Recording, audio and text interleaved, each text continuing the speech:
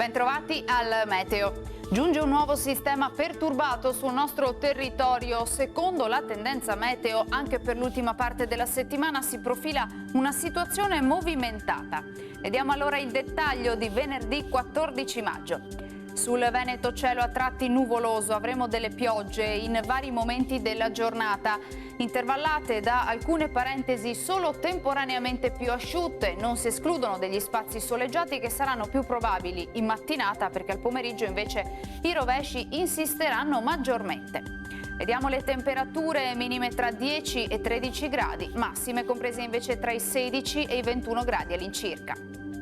Ci spostiamo ora sul Friuli Venezia Giulia, dove lo scenario sarà identico, alternanza anche qui di acquazzoni e schiarite, ma migliora in nottata. Temperature minime tra 12 e 13 gradi, massime sui 15-17 gradi all'incirca. Infine ci spostiamo sul Trentino Alto Adige, dove andrà meglio al mattino, a seguire temporali via via più diffusi. Temperature minime intorno ai 9-10 gradi, massime sui 21 gradi. Dal Meteo per ora è tutto, vi auguro come sempre un buon proseguimento con Antenna 3.